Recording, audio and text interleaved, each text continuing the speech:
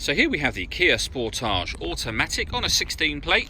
I'm going to start off by showing you around the outside of the car, and then we'll hop in and run through some controls on the inside. From the outside though, you can see it's a 5-door car with alloy wheels. Let's start off inside the boot and then work our way around the rest of the car from there. So as we approach the boot, you'll see we have reversing sensors. This car's also got a reversing camera, plenty of boot space along with that 60/40 split folding rear seat. And then underneath this tray section, we have a space saver spare wheel. Okay, so we're just going to work our way back round to the front of the car, and then we'll hop in and run through some controls on the inside. But now that we've done a full circle of it, you can see it's in excellent condition the whole way round. Just briefly before we climb in, I think it's well worth seeing the interior from this exterior point of view. There's plenty to run through on the dashboard, so let's hop in and we'll do that now. Okay, now that we're inside the car, we're going to start with the dials. On the left-hand side, we have the rev counter, and on the right-hand side, the speedometer and fuel gauge. In the middle, you can see the total miles of this car, which are 20,119.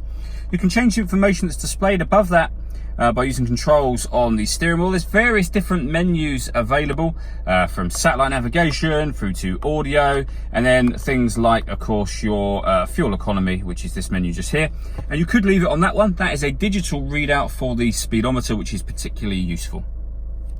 Backing out to the steering wheel, on the left-hand side, we have stereo controls through the middle, phone controls at the bottom just here, so the ability to answer and end phone calls. And on the right-hand side, the buttons I was using just a moment ago on the trip computer, as well as cruise control.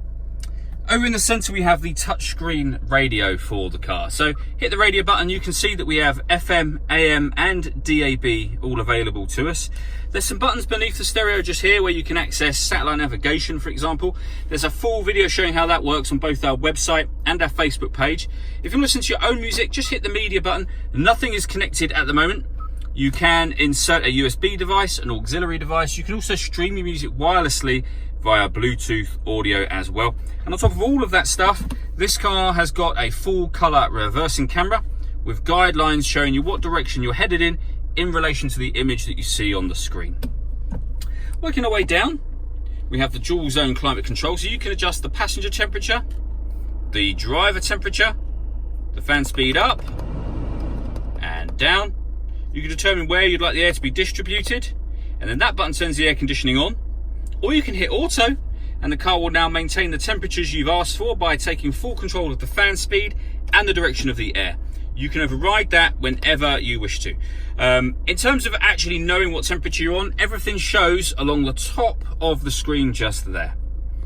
Underneath your climate control, there's two 12-volt charging sockets, so you can charge phones, for example, as well as the auxiliary and USB inputs that I mentioned previously. We then have the gear lever for the fully automatic gearbox, and these 4 buttons just here. So this one, firstly, turns off the parking sensors.